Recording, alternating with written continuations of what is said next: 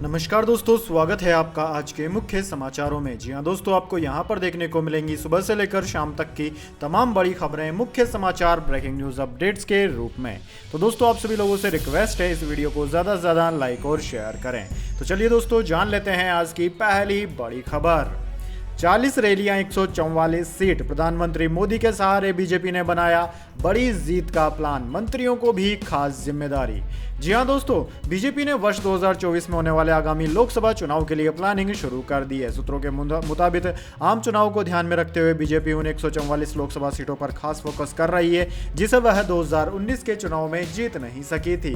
भगवा दल अब इन सीटों को भी अपने पाले में करने के लिए प्रधानमंत्री नरेंद्र मोदी की 40 रैलियां कराने की योजना बना रहा है। दोस्तों, मिली जानकारी के अनुसार इन 144 लोकसभा सीटों को 40 क्लस्टरों में विभाजित किया गया है। इनमें से चुनावी राज्यों में पड़ने वाली सीटों पर प्रधानमंत्री मोदी की रैली पहले होगी। पीएम मोदी जहां प्रत्येक क्लस्टर में एक रैली संबोधित करेंगे, वहीं पार्टी अध्यक्ष जेपी नड्डा और अन्य केंद्रीय मंत्री बाकी की लोकसभा सीटों पर प्रचार करेंगे। इसके बाद दोस्तों, अगली बड़ी खबर। हिंदू धर्म को पागलपन मानता हूं, गुजरात में पोस्टर पर लिखा, केजरीवाल को मुस्लिम टोपी भी पहनाई। जी हां दोस्तों, गुजरात के अहमदाबाद, सूरत और राजकोट की सड़कों पर शनिवार को हिंदू विरोधी नारों के साथ पोस्टर दिखाई दिए। इन पोस्टर्स में अरविंद केजरीवाल को मुस्लिम टोपी पहने दिखाया गया है। एक पोस्टर में लिखा है कि मैं हिंदू धर्म को पागलपन मानता हूं, वहीं दूसरे पोस्टर में लिखा है कि मैं ब्रह्मा, विष्णु, महेश और कृष्ण को ईश्वर नहीं मानता। इन पोस्टर्स को दिल्ली की आम आदमी पार्टी सरकार के मंत्री राजेंद्र पाल गौतम के धर्म परिवर्तन पर दिए गए बयान का विरोध बताया जा रहा है। दोस्तों, राजेंद्र पाल गौतम पर आरोप है कि उन्होंने दिल्ली में बौद्ध धर्म के दीक्षा कार्यक्रम में हिंदू देवी देवताओं को नहीं मानने की शपथ दिलाई थी। दीक्षा कार्यक्रम बुधवार को जय भीम मिशन ने आयोजित किया था, जिसमें 10,000 से ज्यादा लोग आए थे। शुक्रवार को नॉर्थ ईस्ट दिल्ली से भाजपा सांसद मनोज तिवारी ने मंत्री राजेंद्र पाल का वीडियो शेयर किया था। इसके बाद से मामला विवादित हो गया। हालांकि दोस्तों, गुजरात के बड़े शहरों में से पोस्टर्स किसने लगाए इसका पता नहीं चल पाया है। हालांकि बाद में राजकोट से पोस्टर हटा दिए गए। अब तक आम आदमी पार्टी गुजरात में जोरदार तरीके से चुनावी अभियान चला रही थी। इस दौरान इन पोस्टर्स को लेकर सियासी जंग शुरू हो गई है। इसके बाद दोस्तों, अगली बड़ी खबर। दिल्ली एनसीआर में सीएनजी के दामों में हुई बढ़ोतरी, जानिए आपके शहर में अब कितने हुए दाम। जी हां दोस्तों, महंगाई के दौर में सरकार ने जनता को एक और झटका दे दिया है। सरकार ने दिल्ली एनसीआर में सीएनजी की कीमतें 3 रुपए बढ़ा दी है। जी हां दोस्तों, बढ़ी हुई कीमतें 8 अक्टूबर से लागू हो गई हैं। इस फैसले का असर दिल्ली एनसीआर के अलावा करनाल, मुजफ्फरनगर और कानपुर में भी पड़ रहा है। दोस्तों, इसके चलते लोगों को अब गाड़ी में सीएनजी भरवाने के लिए ज्यादा पैसे चुकाने होंगे। सीएनजी गैस सप्लाई करने वाली कंपनी आईजीएल के मुताबिक दिल्ली में अब सीएनजी का भाव 78.61 रुपए प्रति किलोग्राम हो गया है। वहीं नोएडा, ग्रेटर नोएडा में इसके दाम 81.17 रुपए प्रति किलो पर पहुंच गए हैं। गाजियाबाद में सीएनजी अब 81.17 रुपए प्रति किलोग्राम पर मिल रही है। वहीं दोस्तों, गुरुग्राम की बात करें तो यहां पर सीएनजी 86.94 रुपए प्रति किलोग्राम पर पहुंच गई है। इसके बाद दोस्तों, अगली बड़ी खबर। राहुल गांधी बोले, अंग्रेजों से पैसे लेते थे सावरकर, आरएसएस ने ब्रिटिश राज का समर्थन किया। जी हां दोस्तों, भारत जोड़ो यात्रा के 1 महीने पूरे होने के बाद राहुल गांधी ने शनिवार को कर्नाटक के तुरुवेक्रे में 24 मिनट की एक प्रेस कॉन्फ्रेंस की। राहुल इस दौरान सावरकर, आरएसएस और पीएफआई से लेकर कांग्रेस की इंटरनल पॉलिटिक्स पर बात कर रहे थे। दोस्तों, कांग्रेस सांसद ने कहा कि देश की जनता भ्रष्टाचार से परेशान है और सरकार इसे मैनेज करने के लिए मीडिया पर कंट्रोल कर रही है। भारत के विभाजन को लेकर पूछे गए एक सवाल पर राहुल गांधी ने कहा कि आजादी की लड़ाई में सावरकर अंग्रेजों के लिए काम करते थे और उसके लिए उन्होंने पैसे भी लिए थे। राहुल ने आगे कहा कि आरएसएस ने भी ब्रिटिश राज का समर्थन किया था और आज उनकी नफरत के खिलाफ ही भारत जोड़ो यात्रा निकाली जा रही है। इसके बाद दोस्तों, अगली बड़ी खबर। गहलोत अडानी की मुलाकात पर आया राहुल गांधी का बयान, बोले कोई स्पेशल ट्रीटमेंट नहीं दिया। जी हां दोस्तों, उद्योगपति गौतम अडानी की राजस्थान के मुख्यमंत्री अशोक गहलोत के साथ मुलाकात की चर्चा हर तरफ है। ऐसे में जब कांग्रेस नेता राहुल गांधी से इस मुलाकात के बारे में पूछा गया तो उन्होंने कहा कि सीएम अशोक गहलोत ने गौतम अडानी को कोई स्पेशल ट्रीटमेंट नहीं दिया, न ही अपनी पॉलिटिकल पावर का इस्तेमाल करके उसके बिजनेस को मदद पहुंचाने में किया है। गौतम अडानी ने राजस्थान में 60,000 करोड़ रुपए के निवेश का प्रस्ताव रखा है। कोई भी मुख्यमंत्री इसके लिए मना नहीं करेगा। दोस्तों, आपकी जानकारी के लिए बता दें, अरबपति उद्योगपति गौतम अडानी शुक्रवार को जयपुर में थे। उन्होंने इन्वेस्ट राजस्थान 2022 समिट के दौरान राजस्थान में 65,000 करोड़ रुपए के निवेश का प्रस्ताव रखा था, जिससे आने वाले 5 से 7 सालों में राज्य में 40,000 नए रोजगार का निर्माण होगा। इसके बाद दोस्तों अगली बड़ी खबर, मुंबई गुजरात से 852 करोड़ की ड्रग्स बरामद। नाशपाती सेब के कंटेनर में मुंबई आई, कच्छ में पाकिस्तानी बोट में लदी मिली। जी हां दोस्तों, मुंबई और गुजरात में 852 करोड़ की ड्रग्स जब्त की गई है। मुंबई में दक्षिण अफ्रीका से आए जहाज में 50.23 किलो हाई क्वालिटी की कोकीन बरामद हुई। उधर दोस्तों गुजरात के कच्छ में अंतरराष्ट्रीय सीमा पर पकड़ी गई पाकिस्तानी बोट में 50 किलो हेरोइन जब्त की गई है। इसकी कीमत 350 करोड़ रुपए आंकी गई है। दोस्तों director of revenue intelligence DRI Mumbai को 6 अक्टूबर को खुफिया जानकारी मिली थी कि दक्षिण अफ्रीका से आ रहे शिप के कंटेनर में ड्रग्स है। अफसरों ने नाहुआ शेवा पोर्ट पर इसे रुकवा दिया। तलाशी में कोकीन से बनी 50 ईंटें नाशपाती और हरे सेब के बक्से में छुपी मिली। DRI ने शनिवार को यह जानकारी दी। इसके बाद दोस्तों अगली बड़ी खबर, दिल्ली के CM को LG ने चिट्ठी लिखकर कहा आप मर्यादा लांघ रहे हैं। केजरीवाल ने कहा एक और लव लेटर आया है। जी हाँ दोस्तों, दिल्ली के उपराज्यपाल विनय सक्सेना ने दिल्ली के मुख्यमंत्री अरविंद केजरीवाल को चिट्ठी लिखी। उन्होंने पत्र में लिखा है कि मुख्यमंत्री अरविंद केजरीवाल अपने मंत्रियों और नेताओं के भ्रामक, अनगर्ल और तथ्यहीन बयानों का संज्ञान ले। उपराज्यपाल ने खेद व्यक्त करते हुए लिखा है कि वे अपने कर्तव्यों का पालन करते हुए दिल्ली की जनता से जुड़े तमाम मुद्दों को उठा रहे हैं, लेकिन दिल्ली सरकार के मंत्री और आम आदमी पार्टी के नेता अनगर्ल बयानबाजी करके लोगों को गुमराह करने का काम कर रहे हैं। इसी के साथ उन्होंने यह भी लिखा कि आप मर्यादा की सभी सीमाओं को लांघने के अलावा शासन की जिम्मेदारियों से पीछे भाग रहे हैं। दोस्तों दिल्ली के मुख्यमंत्री अरविंद केजरीवाल ने भी उपराज्यपाल की चिट्ठी का जवाब दिया। उन्होंने ट्वीट कर LG पर एक बार फिर तंज कसा। केजरीवाल ने लिखा कि आज एक और लव लेटर आया है। CM केजरीवाल ने एक दिन पहले भी ऐसा ही कुछ ट्वीट किया था। कहा था कि पिछले 6 महीनों में LG साहब ने मुझे जितने लव लेटर लिखे हैं उतने पूरी जिंदगी में मेरी पत्नी ने मुझे नहीं लिखे होंगे। इसके बाद दोस्तों अगली बड़ी खबर, अब ईडी भी शुरू कर सकती है जांच। लैंड फॉर जॉब मामले में CBI की चार्जशीट पर बोले तेजस्वी यादव। जी हां दोस्तों, CBI ने कथित जमीन के बदले नौकरी घोटाले में राष्ट्रीय जनता दल सुप्रीमो लालू प्रसाद यादव सहित 1 दर्जन से ज्यादा लोगों के खिलाफ आरोप पत्र दाखिल किया है। इसे लेकर बिहार के उप मुख्यमंत्री और लालू प्रसाद यादव के बेटे तेजस्वी यादव ने केंद्र सरकार पर जमकर निशाना साधा। उन्होंने इस मामले में भविष्यवाणी करते हुए कहा कि अब इस मामले में ईडी भी जांच करेगी। साथ ही उन्होंने इसे संवैधानिक संस्थाओं का दुरुपयोग बताया। बिहार के मुख्यमंत्री नीतीश कुमार ने भी लालू के बचाव में बयान दिया है। तेजस्वी यादव ने केंद्र पर निशाना साधते हुए कहा कि जब तक संवैधानिक संस्थाओं का दुरुपयोग होता रहेगा तब तक यह चलता रहेगा, इसका कोई मतलब नहीं है। साथ ही उन्होंने भविष्यवाणी करते हुए कहा कि इस मामले में जल्द ही ईडी भी जांच शुरू करेगी। इसके बाद दोस्तों अगली बड़ी खबर, जर्मनी जाकर पाकिस्तान ने अलापा कश्मीर राग, भारत ने दिया करारा जवाब। जी हां दोस्तों, पाकिस्तान के विदेश मंत्री बिलावल भुट्टो ने अब जर्मनी जाकर जम्मू कश्मीर का राग अलापा है।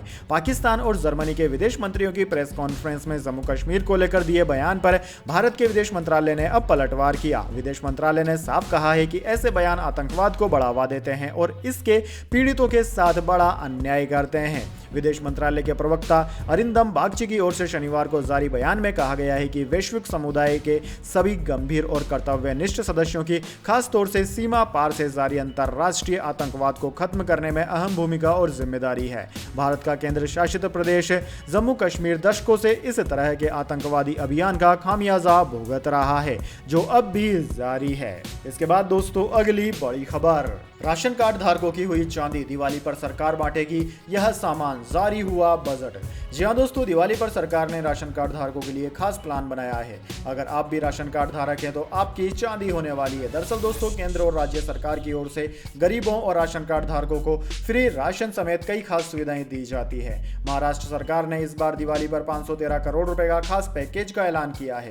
एकनाथ शिंदे सरकार राज्य के 1.5 करोड़ राशन कार्ड धारकों को दिवाली की सौगात देने जा रही है। इसके तहत राशन कार्ड धारकों को महज 100 रुपए में कई तरह के लाभ दिए जाएंगे। दोस्तों आपकी जानकारी के लिए बता दें, महाराष्ट्र मंत्रिमंडल ने मंगलवार को राज्य में राशन कार्ड धारकों को आगामी दिवाली त्योहार के लिए 100 रुपए में किराए का सामान देने का फैसला किया। इस 100 रुपए के पैकेट में 1 किलो रवा, मूंगफली, खाद्य तेल और पीली दाल होगी। इसके बाद दोस्तों अगली बड़ी खबर, पाकिस्तान में आतंकवाद के खिलाफ प्रदर्शन, खैबर पख्तूनख्वा के लोग दहशतगर्दों से परेशान, कहा जरूरत पड़ने पर उठाएंगे हथियार। जी हाँ दोस्तों, पाकिस्तान के खैबर पख्तूनख्वा राज्य के लोगों ने 7 सितंबर को आतंकवाद के खिलाफ प्रदर्शन किया। प्रदर्शनकारियों ने शहबाज शरीफ सरकार से इलाके में बढ़ती आतंकवादी गतिविधियों को खत्म करने की मांग की। उन्होंने कहा कि अगर कार्रवाई नहीं हुई तो उन्हें हथियार उठाने पर मजबूर होना पड़ेगा। दोस्तों, खैबर पख्तूनख्वा राज्य में अगस्त से ही आतंकी गतिविधियां जारी है। यह छठी बार है जब खैबर पख्तूनख्वा में प्रदर्शन हो रहे हैं। न्यूज वेबसाइट द डॉन के मुताबिक प्रदर्शन 2 लोकल ग्रुप स्वागत ओलासी पासून और स्वागत कौमी जिरगा ने मिलकर किया। इसमें कई राजनीतिक दलों ने भी हिस्सा लिया, लेकिन इमरान खान की पार्टी पीटीआई इसमें नहीं दिखी। इसके बाद दोस्तों अगली बड़ी खबर, नोएडा में गार्ड से फिर बदसलूकी। अजनारा होम्स सोसाइटी में नशे में धुत लड़कियों ने किया हाई वोल्टेज ड्रामा।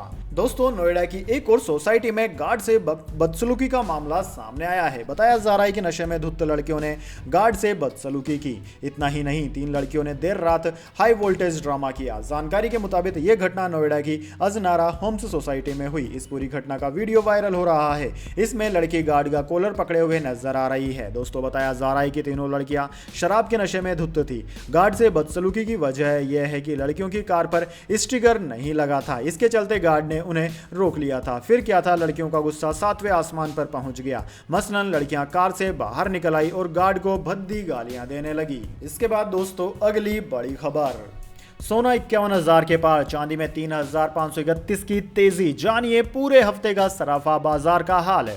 जी हाँ दोस्तों, भारतीय सराफा बाजार में इस सप्ताह सोने की साप्ताहिक कीमतों में तेजी आई। वहीं चांदी महंगी हुई है। इस कारोबारी हफ्ते में सोने के भाव में 1378 रुपए प्रति 10 ग्राम की तेजी दर्ज की गई, जबकि चांदी के भाव में 3531 रुपए प्रति किलोग्राम का उछाल आया है। Indian Boolean and jewellers association यानी कि IBGA की वेबसाइट के अनुसार इस बिजनेस वीक, जो कि 3 अक्टूबर से लेकर 7 अक्टूबर के बीच का है, इसकी शुरुआत में 24 कैरेट सोने का रेट 50,387 रुपए था, जो कि शुक्रवार तक बढ़कर 51,765 रुपए प्रति 10 ग्राम हो गया। वहीं दोस्तों 999% शुद्धता वाली चांदी की कीमत 57,317 रुपए से बढ़कर 60,848 रुपए प्रति किलोग्राम पर पहुंच गई है।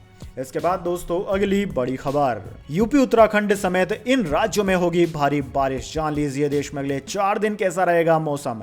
जी हां दोस्तों, इस महीने के पहले सप्ताह में विदा होने वाले मानसून ने नोरू चक्रवात की वजह से पूरे महीने तक बने रहने की संभावना है। मौसम विभाग ने कुछ राज्यों में हल्के स्तर की बारिश की संभावना जताई थी। ऐसे में बीते 2 दिनों से बादलों के डेरा डालने के चलते सूर्य भगवान के दर्शन नहीं हुए। दोस्तों, इसी बीच शनिवार को भारतीय मौसम विज्ञान विभाग ने एक बार फिर चेतावनी जारी की। मौसम विज्ञान विभाग का अनुमान है कि आने वाले कुछ दिनों तक देश के अधिकांश राज्यों में भगवान इंद्र की कृपा इसी तरह बरसती रहेगी। भारतीय मौसम विज्ञान विभाग यानी कि इंडियन मेट्रोलॉजी डिपार्टमेंट के मुताबिक 9 अक्टूबर को उत्तराखंड, पूर्वी उत्तर प्रदेश, पश्चिम उत्तर प्रदेश, पश्चिमी मध्य प्रदेश, राजस्थान, तटीय आंध्र प्रदेश, केरल, गुजरात, दक्षिणी कर्नाटक, पश्चिमी बंगाल, सिक्किम, असम, अरुणाचल प्रदेश में तेज तूफान के साथ बारिश की आशंका है। वहीं दोस्तों 10 अक्टूबर के लिए भी कई सारे राज्यों जैसे कि उत्तराखंड, ईस्ट उत्तर प्रदेश, सिक्किम, मेघालय, अरुणाचल प्रदेश, असम, पश्चिम बंगाल, मध्य प्रदेश, दक्षिणी कर्नाटक आदि राज्यों में बारिश की चेतावनी है। वहीं दोस्तों 11 तारीख को भी बारिश की चेतावनी है और 12 तारीख को भी अधिकांश राज्यों में बारिश की चेतावनी मौसम विज्ञान विभाग ने दी है। इसके बाद दोस्तों अगली बड़ी खबर,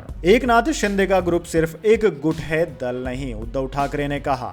जी हां दोस्तों, शिवसेना की प्रवक्ता मनीष कायंदे ने शुक्रवार को शिंदे गुट पर निशाना साधा और भारतीय जनता पार्टी के नेता चंद्रकांता पाटिल को भी उनके एक बयान को लेकर निशाना बनाया। मनीषा कायंदे ने कहा कि चंद्रकांता पाटिल ने पुणे में एक भाषण के दौरान कहा कि मेरे माता और पिता को गाली दो, लेकिन नरेंद्र मोदी और अमित शाह को गाली मत दो। अब मुझे बताओ कि क्या यह हमारी संस्कृति में स्वीकार्य होना चाहिए कि किसी के परिवार को गाली देने की अनुमति है?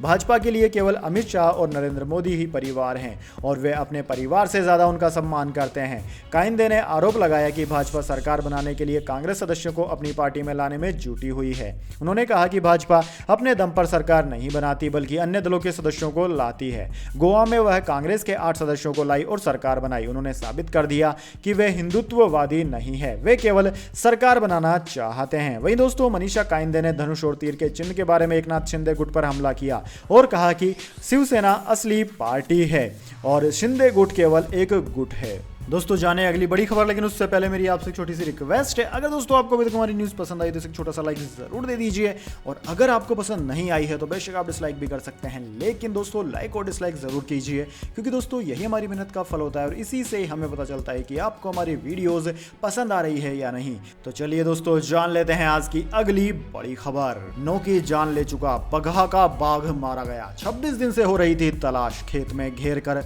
शूटर्स ने मारी 4 गोलियां। जी हाँ दोस्तों, बिहार के बगहा में 9 महीनों में 9 लोगों की जान लेने वाले बाघ को शूटर्स ने ढेर कर दिया। उसकी 26 दिनों से तलाश हो रही थी। शनिवार को उसे गोवर्धन थाना इलाके के बलुआ गांव के खेत में घेरा गया। इसके बाद शूटर्स ने उसे 4 गोलियां मारी। दोस्तों वाल्मीकि टाइगर रिजर्व VTR के इस बाघ ने शनिवार को भी मां बेटे की जान ली थी। बीते 3 दिन में इस बाघ के हमले में 4 लोगों की मौत हो गई थी। बाघ के पैरों के निशान के बाद एक्सपर्ट्स की टीम को यह यकीन हो गया कि वह गन्ने के खेत में छुपा हुआ है। इसके बाद उस खेत की चारों ओर से जाल के माध्यम से घेराबंदी की गई। इसके बाद राइफल से लैस टीम हाथी पर सवार होकर गन्ने के खेत के अंदर गई। वहां पहुंचते ही बाघ पर टीम की नजर गई और उस पर फायरिंग की गई। STF की टीम ने बाघ को SLR से 4 गोली मारी। इनमें से 2 गोली उसे लगी और बाघ ने मौके पर ही दम तोड़ दिया। बाघ 3 फीट ऊंचा और 5 फीट लंबा था। उसे उठाने के लिए 8 लोगों को लगना पड़ा। इसके बाद दोस्तों अगली बड़ी खबर, रेलवे ने 2 ट्रेनों के नाम में किया बदलाव, अब ये होगी उनकी नई पहचान। जी हां दोस्तों, रेलवे ने 2 ट्रेनों के नामों में बदलाव किया है। रेल मंत्रालय ने इस बात की जानकारी एक लेटर जारी करके दी है, जिसमें बताया गया है कि टीपू एक्सप्रेस का नाम बदलकर अब वोडेयार एक्सप्रेस रख दिया गया है। वहीं दूसरी ट्रेन तलगुप्पा मैसूर एक्सप्रेस है, जिसका नाम भी अब बदलाव हो गया है इसके नाम में। इस ट्रेन का नाम चेंज करके कुवेम्बु एक्सप्रेस रखा गया है। रेलवे बोर्ड के deputy director CHGI Rajesh Kumar ने ट्रेन के नामों में हुए बदलाव को लेकर ऑफिशियली लेटर जारी किया है। दोस्तों रेलवे बोर्ड के मुताबिक 500 मेल एक्सप्रेस ट्रेनों की स्पीड बढ़ाई गई थी। भारतीय रेलवे के नए टाइम टेबल के अनुसार 500 मेल एक्सप्रेस ट्रेनों की रफ्तार को 10 से लेकर 70 मिनट तक बढ़ाया गया। इसके अलावा रेलवे ने बताया कि 130 ट्रेनों को सुपरफास्ट की श्रेणी में शामिल किया गया। इसके अलावा इसी लिस्ट में यह भी बताया गया कि 2 ट्रेनों के नामों में बदलाव किया गया है। इसके बाद दोस्तों अगली बड़ी खबर, एयरफोर्स डे पर वायुसेना को मिली नई ब्रांच और यूनिफॉर्म, अब सरकार के 3400 करोड़ बचेंगे। जी हां दोस्तों, भारतीय वायुसेना ने शनिवार को अपने 90वें स्थापना दिवस पर सैनिकों के लिए नई यूनिफॉर्म लॉन्च की। वायुसेना प्रमुख VR चौधरी ने बताया कि आजादी के बाद पहली बार वायुसेना के लिए एक नई ऑपरेशनल ब्रांच बनाई जा रही है। दोस्तों IAF के एक अधिकारी के अनुसार IAF की नई यूनिफॉर्म के रंग और शेड्स थोड़े अलग हैं, जो वायुसेना के काम करने के माहौल के लिए अधिक अनुकूल हैं। यूनिफॉर्म को हल्के कपड़े और डिजाइन से बनाया गया है, जो सैनिकों के लिए आरामदायक है। इस नई कॉम्बैक्ट यूनिफॉर्म में combat T-shirt, field scale, deceptive hit, combat boonie head, disruptive web belt, एक्लेट कॉम्बैक्ट बूट्स और मैचिंग पगड़ी शामिल हैं। इसके बाद दोस्तों अगली बड़ी खबर, अब ATM से 4 बार से ज्यादा फ्री में नहीं निकाल पाएंगे, पैसे कटेंगे 173 रुपए। जी हाँ दोस्तों, बैंकों ने ATM से फ्री में रुपए निकालने के लिए सीमा निर्धारित कर दी है। निर्धारित सीमा से अधिक पैसा निकालने पर बैंक चार्ज लेता है। हालांकि अब एक नए तरह का मैसेज वायरल हो रहा है, जिसमें दावा किया जा रहा है कि अगर आपने ATM से 4 बार से ज्यादा रुपए निकाले तो आपको 173 रुपए देने होंगे, यानी कि आपके 4 बार ही फ्री में रुपए निकाले जा सकेंगे। इसके बाद ATM से रुपए निकालने पर 173 रुपए कटेंगे। दोस्तों यह एक फेक मैसेज है, आजकल सोशल मीडिया पर बड़े धड़ल्ले से वायरल हो रहा है, जिसमें दावा किया जा रहा है कि 4 बार से ज्यादा रुपए निकालने पर 173 रुपए कट जाएंगे 5वीं ट्रांजैक्शन में। लेकिन दोस्तों यह दावा फर्जी है। अपने बैंक से ATM से हर माह 5 मुफ्त ट्रांजैक्शंस किए जा सकते हैं। इसके बाद में हर ट्रांजैक्शंस पर आपको 21 रुपए पर ट्रांजैक्शंस देना होता है। इसके बाद दोस्तों अगली बड़ी खबर, यूक्रेन के संगठन ने जीता शांति का नोबेल पुरस्कार। उसकी फाउंडर ने बंकर से दैनिक भास्कर को दिया था इंटरव्यू, पुतिन के विरोध का चेहरा बनी। जी हां दोस्तों, 7 महीने से जंग लड़ रहे यूक्रेन और रूस के 2 संगठनों को शांति का नोबेल पुरस्कार मिला है। शुक्रवार को इस अवार्ड का ऐलान किया गया। वार क्राइम के खिलाफ काम कर रहे यूक्रेन के organisation centre for civil liberties का नाम भी विजेताओं में है। ओलेक्सांद्रो माविचुक इस संगठन की हेड है। यूक्रेन पर रूसी हमले से पहले से ही वे मानवाधिकार से जुड़े हुए मुद्दे उठाती रही है। युद्ध की शुरुआत के वक्त वे यूक्रेन की राजधानी कीव में थी। बरसती मिसाइलों के बीच उन्हें बंकर में छिपना पड़ा था। नोबेल पुरस्कार का ऐलान होते वक्त भी वे ट्रेन में थी और पोलैंड से कीव जा रही थी। तो दोस्तों यह थी आज की तमाम बड़ी खबरें। इसके बाद दोस्तों बारी आती है आज के माइंड क्यूज क्वेश्चन की। जी हाँ दोस्तों, एक आसान से सवाल का जवाब देकर आप जीत सकते हैं एक अमेजिंग सरप्राइज गिफ्ट हमारे यूट्यूब चैनल की ओर से। तो दोस्तों आज का सवाल आपकी स्क्रीन पर आ चुका है। आने वाले कुछ समय में कौन कौन से राज्यों में विधानसभा के चुनाव होने वाले हैं? जी हाँ दोस्तों, अगर आप जानते हैं उन राज्यों के नाम जहां पर कि आने वाले कुछ महीनों में चुनाव होने वाले हैं विधानसभा के, तो जल्दी से उन राज्यों का नाम कमेंट बॉक्स में लिख दीजिए। अगर दोस्तों आपका जवाब होता है एकदम सही और आप चले जाते हैं लक्की विजेता के रूप में, तो आपको मिल सकता है एक अमेजिंग सरप्राइज गिफ्ट हमारे यूट्यूब चैनल की ओर से। तो दोस्तों जल्दी से अपना उत्तर कमेंट बॉक्स में लिख दीजिए, वीडियो को लाइक कर लीजिए और चैनल को सब्सक्राइब करके बेल आइकन भी दबा लीजिए। धन्यवाद। वंदे मातरम। जय हिंद, जय भारत।